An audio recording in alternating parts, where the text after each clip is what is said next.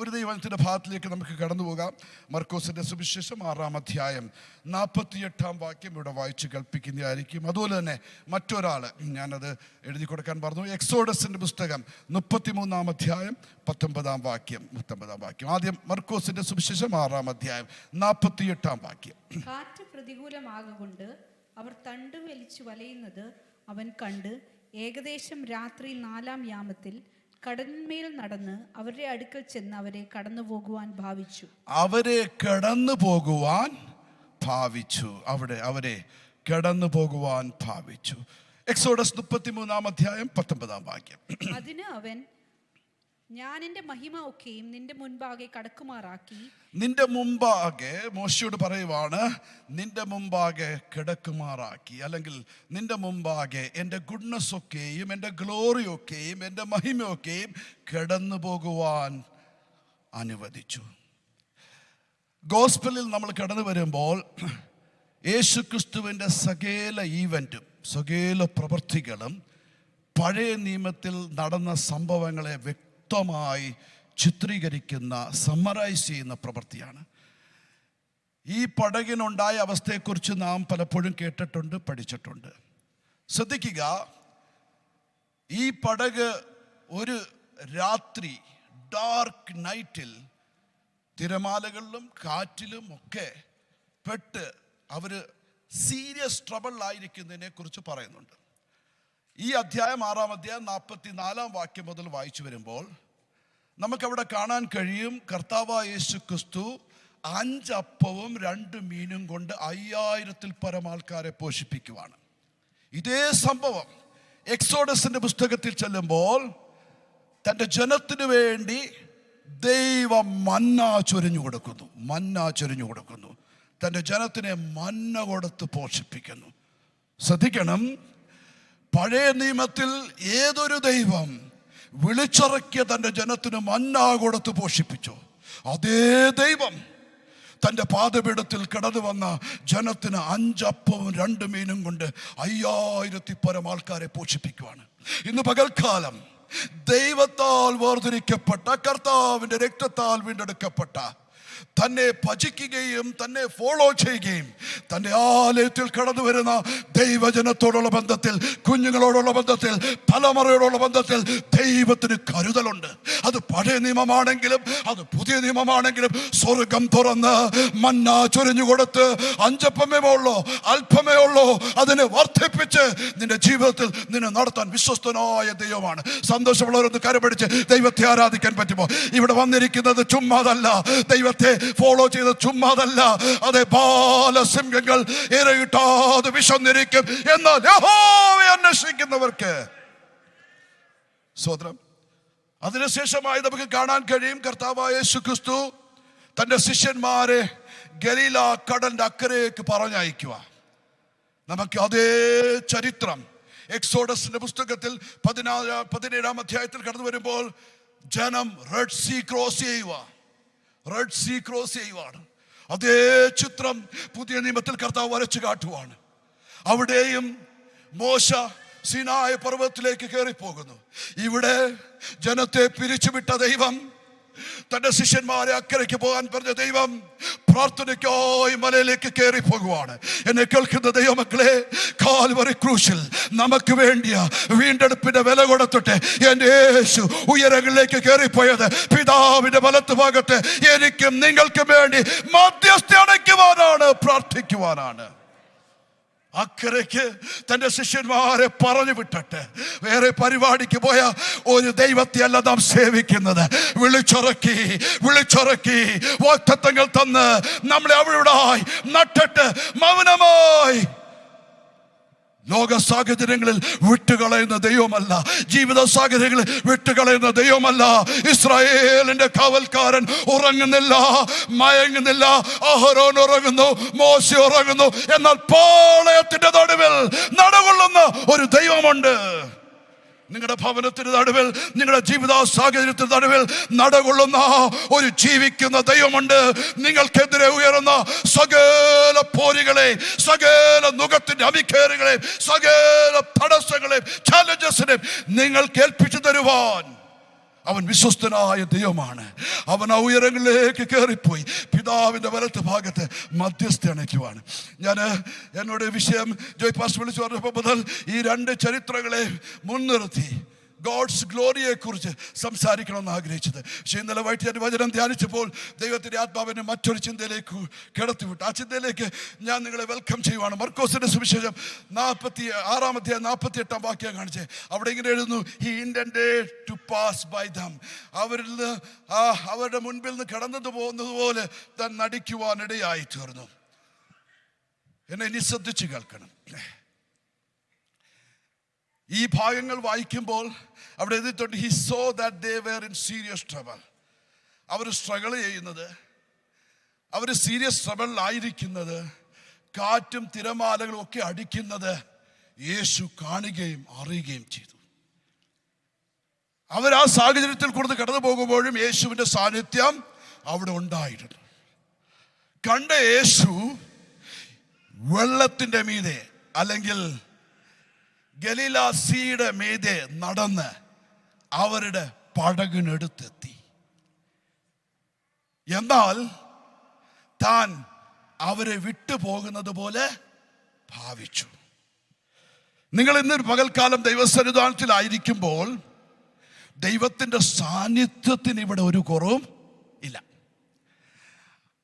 ആരാധന ഇവിടെ ലീഡ് ചെയ്യുമ്പോൾ എങ്ങനെ ലീഡ് ചെയ്താലും, മ്യൂസിക് ഭംഗിയായാലും ഭംഗിയായില്ലെങ്കിലും, ട്യൂൺ ശരിയായാലും ശരിയായില്ലെങ്കിലും ദൈവസാന്നിധ്യത്തിന് കുറവില്ല. പക്ഷേ ഈ ദൈവസാന്നിധ്യം നിങ്ങളിവിടെ കടന്നു വന്നിരിക്കുമ്പോൾ നിങ്ങളുടെ ആവശ്യങ്ങളെയും വിഷയങ്ങളെയും പ്രശ്നങ്ങളെയും ശരീരത്തിൻ്റെ സാഹചര്യങ്ങളെയും ഭവനത്തിൻ്റെ അവസ്ഥയും അറിയുകയും കാണുകയും ചെയ്യുന്ന ദൈവമാണ്. അത്രയും മാത്രമല്ല, അതറിഞ്ഞും കണ്ട ദൈവം നിങ്ങളിരിക്കുന്ന ബെഞ്ചിൻ്റെ അരികിലേക്ക്, നിങ്ങളായിരിക്കുന്ന പടകിലേക്ക്, നിങ്ങളുടെ ജീവിതാനുഭവത്തിലേക്ക് നടന്നെടുക്കുന്ന ദൈവമാണ്. ദൈവസാന്നിധ്യം അവിടെ വരുന്നുണ്ട്. പക്ഷേ ഈ ദൈവസാന്നിധ്യം നിങ്ങൾക്ക് പ്രയോജനമാകണമെങ്കിൽ അവിടെ ഒരു കാര്യം എഴുതിയിട്ടുണ്ട്, അവർ ഭയപ്പെട്ടു പോയി, അവർ നിലവിളിച്ചു, ദൈവമേ സഹായിക്കണമെന്ന് പറഞ്ഞു. അപ്പോൾ എന്ത് സംഭവിച്ചു? ദൈവം അവരുടെ പടകിൽ കയറി ആ കാറ്റിനോടും കടലിനോടും ശാന്തമാകുവാൻ പറഞ്ഞു. ആമേൻ. പ്രാർത്ഥനയ്ക്ക് വരുന്ന ആലയത്തിൽ ദൈവത്തിൻ്റെ സാന്നിധ്യത്തിൻ്റെ നിറവുണ്ട് കേട്ടോ. അത് നിങ്ങളുടെ തൊട്ടടുത്ത് വരുന്നുണ്ട്. നിങ്ങളുടെ അവസ്ഥയെല്ലാം അഗ്നിജാലത്തുകൂടെ ജ്വലിച്ചു നിൽക്കുന്ന കണ്ണുകൾക്ക് മറവല്ലാതെ താൻ ദർശിക്കുന്നുണ്ട്. പക്ഷെ ആ ദൈവ സാന്നിധ്യം നിങ്ങളുടേതായി മാറണമെങ്കിൽ, ആ ദൈവ സാന്നിധ്യത്തിന്റെ പ്രവൃത്തി നിങ്ങളുടെ ജീവിതത്തിന്റെ തലത്തിൽ വെളിപ്പെടണമെങ്കിൽ നിലവിളിച്ചോണം, പ്രാർത്ഥിച്ചോണം. കർത്താവേ, എന്നെ വിട്ട് നീ കടന്നു പോകല്ലേ, എന്നെ വിട്ട് നീ കടന്നു പോകല്ലേ. നീ എന്നെ വിട്ട് കടന്നു പോയാൽ ഈ പടക് തകർന്നു പോകും, എന്റെ ജീവിതാനുഭവത്തിന്റെ നന്മകൾ തകർന്നു പോകും. അതുകൊണ്ട് വന്നിരിക്കുന്ന നിമിഷം മുതൽ ഇവിടെ നടക്കുന്ന പരിപാടികൾക്ക് മാർക്കിടാതെ, ആരെന്ത് ചെയ്ത് നോക്കാതെ എൻ്റെ അടുക്കലേക്ക് ഒന്ന് കരമടിക്കാമോ? എൻ്റെ അടുക്കലേക്ക് നടന്നെടുക്കുന്ന ഒരു ദൈവ സാന്നിധ്യമുണ്ട്.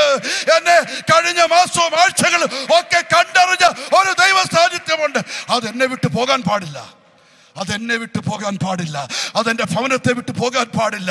നിലവിളിക്കുന്നെങ്കിൽ ആ ദൈവ സാന്നിധ്യം നിങ്ങളെ വിട്ടു പോകത്തില്ല കേട്ടോ. ആ ദൈവ സാന്നിധ്യത്തിൻ്റെ പ്രവൃത്തി അവിടെ വെളിപ്പെടും.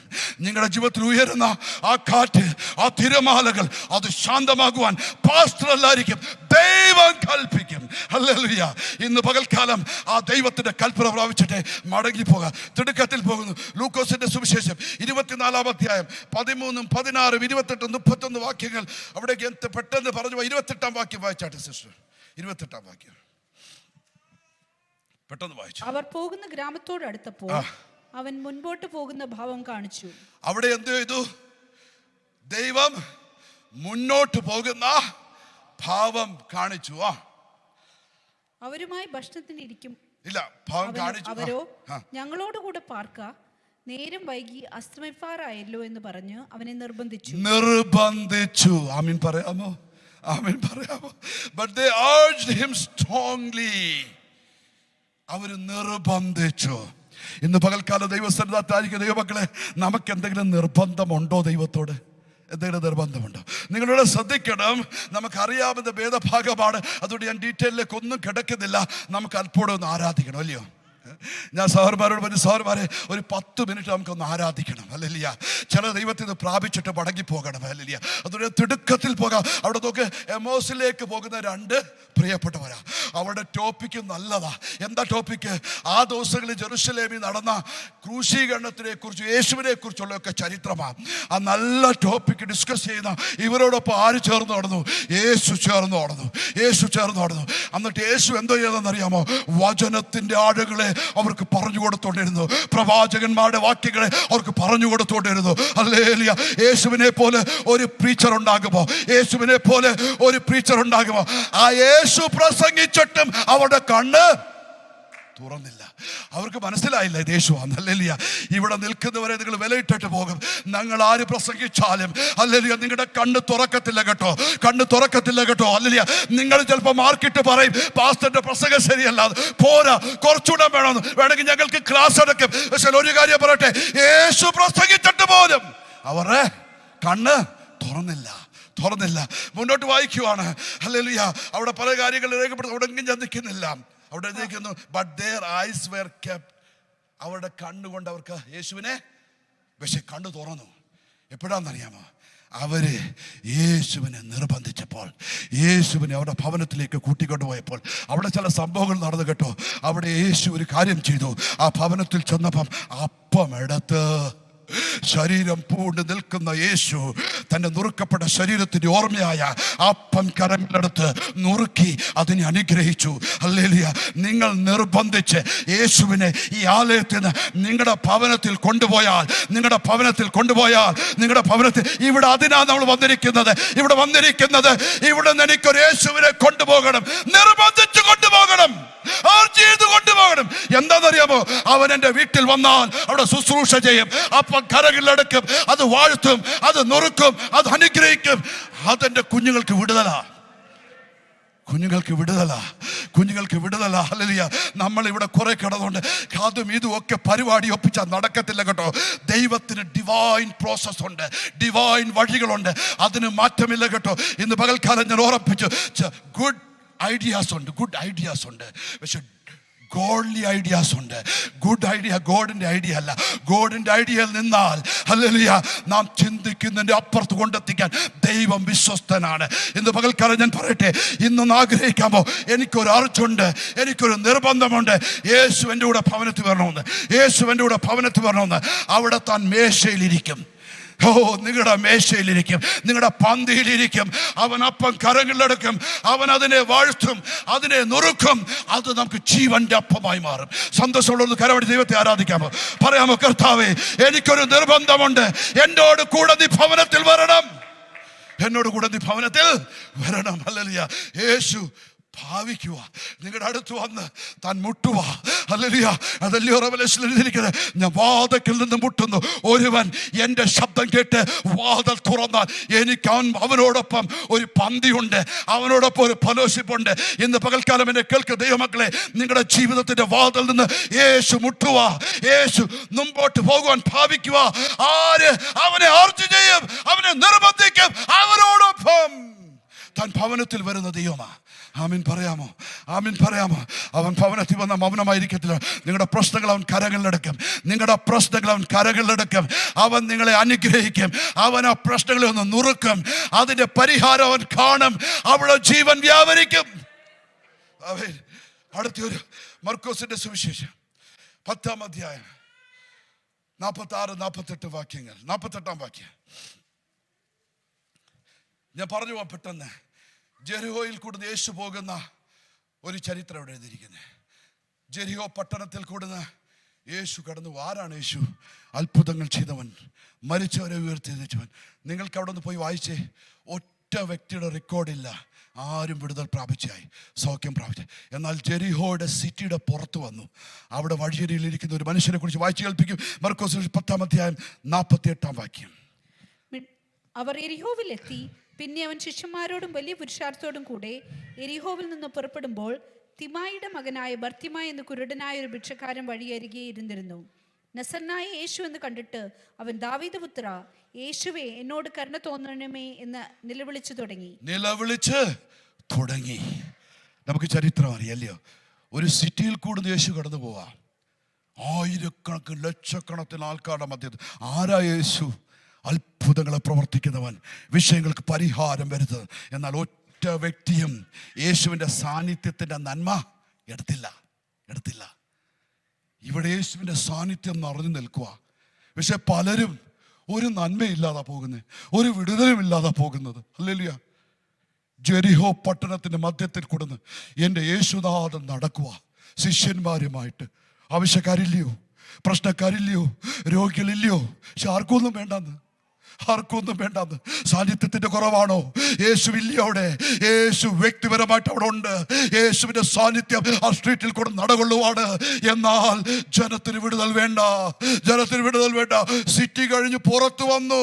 വഴിയരിയിലിരിക്കുന്ന ഒരു മനുഷ്യൻ കാഴ്ചയില്ല. ഇന്ന് പകൽക്കാലം ഞാൻ കേൾക്കട്ടെ, വലിയ സ്പിരിച്വൽ ആൾക്കാർക്കൊന്നും ലഭിക്കാതെ പോകുമ്പോൾ ഒരു പക്ഷേ അന്ധതയിൽ കാണാൻ കഴിയാതെ ഇരിപ്പി തടഞ്ഞു തടയുന്ന യേശു എന്നുള്ളൊരു നിലവിളിക്കുന്ന ദൈവവേദന നിനക്ക് വേണ്ടി സ്വർഗം പ്രവർത്തിക്കാൻ ശക്തനാണ്. ആമേൻ. ഹല്ലേലൂയ. പ്രൈസ് ആൻഡ് വർഷിപ്പ് ടീം സ്റ്റേജിലേക്ക് ഒരു പോയിന്റൂടെ പറഞ്ഞ് നമുക്ക് ആരാധനയ്ക്ക് കടന്നു. എന്തെങ്കിലും ദൈവത്തിന് പ്രാപിച്ചിട്ട് പോകണം. Praise and worship. ഒരു കാര്യം ഞാൻ പറയാം, ശ്രദ്ധിച്ച് കേൾക്കണം. ലൂക്കോസിന്റെ സുവിശേഷം 17-ാം അധ്യായം 14-15 15 മിനിറ്റെങ്കിലും അല്ലെങ്കിൽ 10 മിനിറ്റെങ്കിലും ആരാധനയ്ക്ക് തരാമെന്ന് പറഞ്ഞിരിക്കുന്നത്. സൗരമാർ ഉന്മേഷത്തിലാണ്. ഞാൻ പറഞ്ഞിട്ടുണ്ട്, സ്റ്റേജൊക്കെ വിട്, താഴെ ഇറങ്ങി വാ. ഹല്ലേലൂയ. ദൈവജനത്തെ ആരാധിപ്പിക്കുക. ദൈവജനം ആ ദൈവസാന്നിധ്യം അറിഞ്ഞിട്ട് പോകട്ടെ. ഹല്ലേലൂയ. ഞാനൊരു പ്രാവശ്യം ഒരു മീറ്റിങ്ങിൽ ദുബൈയിൽ വെച്ച് കടന്നുപോയി. അവിടെ ഒരിക്കലും കാണാത്തൊരു സഹോദരി കടന്നു വന്ന് പ്രാർത്ഥിച്ചു. നല്ല ആരാധനയിൽ കണ്ണുനീരോട് പ്രാർത്ഥിക്കുന്നു. തല തുണിയിട്ടിട്ടുണ്ട്. ഞാൻ കൂടെ പറഞ്ഞ് കർത്താവിനെ രക്ഷിതാവായി സ്വീകരിക്കാൻ പറഞ്ഞു. ഒരു തരത്തിലും ആ സഹോദരി ആ ഒരു കാര്യം ചെയ്യാൻ തയ്യാറല്ല. പിന്നെ ആവർത്തിച്ച് പറഞ്ഞതിൻ്റെ പേരിൽ ആണോ അതോ ദൈവം ഇടപെട്ടിയോ താൻ കർത്താവായ യേശുക്രിസ്തു രക്ഷകനും ദൈവമായി കൈക്കൊണ്ടു. തനിക്ക് വേണ്ടി പ്രാർത്ഥിച്ചു. പ്രാർത്ഥനയെല്ലാം കഴിഞ്ഞ് എല്ലാവരും പോയപ്പോൾ താൻ ആ തലയിലിട്ടിരുന്ന തുണി മാറ്റി. തലയിൽ ഒരു മുടിയുമില്ല. താൻ കീമോയുടെ അവസ്ഥയിൽ കൊടുന്ന് പോയിക്കൊണ്ടിരിക്കുക. സ്നാനപ്പെടുത്താൻ അവസരം കിട്ടിയില്ല. അതിൻ്റെ മുമ്പേ ആ സഹോദരി ഈ ലോകത്തിൽ നിന്ന് കടന്നുപോയി. ഒരു ആരാധന എന്നൊക്കെ പറഞ്ഞ് ഒത്തിരി വാല്യൂഡാണ്. എന്താ അടുത്ത നിമിഷം എങ്ങനെയാണെന്ന് നമ്മൾ അറിയുന്നില്ല. ദൈവത്തിന് ദൈവജനം പ്രാപിച്ച് മടങ്ങി പോകണം. ലൂക്കോസിന്റെ സുവിശേഷം 17-ാം അധ്യായം 14 മുതൽ 19 വരെയുള്ള വാക്യങ്ങൾ അവിടെ നിങ്ങളൊന്ന് ശ്രദ്ധിച്ചാട്ട് വായിച്ചാട്ട് സിസ്റ്റർ. അവൻ അവരെ കണ്ടിട്ട് നിങ്ങൾ പോയി പുരോഹിതന്മാർക്ക് നിങ്ങളെ തന്നെ കാണിപ്പീൻ എന്ന് പറഞ്ഞു. പോകയിൽ തന്നെ അവർ ശുദ്ധരായി തീർന്നു. അവരിൽ ഒരുത്തൻ തനിക്ക് സൗഖ്യം വന്നത് കണ്ട് ഉച്ചത്തിൽ ദൈവത്തെ മഹത്വപ്പെടുത്തിക്കൊണ്ട് മടങ്ങി വന്നു. അവന്റെ കാൽക്കൽ കവിണ്ണു വീണ് അവന് നന്ദി പറഞ്ഞു. അവനോ ശമരിയക്കാരനായിരുന്നു. 10 പേർ ശുദ്ധരായി തീർന്നില്ലയോ? 9 പേർ എവിടെ? ഈ അന്യജാതിക്കാരനല്ലാതെ ദൈവത്തിന് മഹത്വം കൊടുപ്പാൻ മടങ്ങി വന്നവരായി ആരെയും കാണുന്നില്ലല്ലോ എന്ന് യേശു പറഞ്ഞിട്ട് അവനോട്, എഴുന്നേറ്റ് പോയിക്കൊള്ളുക, നിന്റെ വിശ്വാസം നിന്നെ രക്ഷിച്ചിരിക്കുന്നു എന്ന് പറഞ്ഞു. English King James thy faith hath made thee whole. മുഴുവനുമായി രക്ഷിച്ചിരിക്കുന്നു. ഇനി ഒന്ന് ശ്രദ്ധിക്കണം. ഒരു 2-3 മിനിറ്റ് ശ്രദ്ധിക്കണം. 10 കുഷ്ഠരോഗികൾ, 10 പേരുടെ ആവശ്യം വന്നായിരുന്നു. 10 പേരോട് യേശു മടങ്ങി വരാൻ പറഞ്ഞില്ല. ആലയത്തിൽ പോയി അവരെ കാണിക്കാൻ പറഞ്ഞു. പോകുന്ന വഴിക്ക് അറ്റുപോയ അവരുടെ വിരലുകൾ കിളിച്ചു വന്നു. ആമീൻ പറയാമോ? പോയ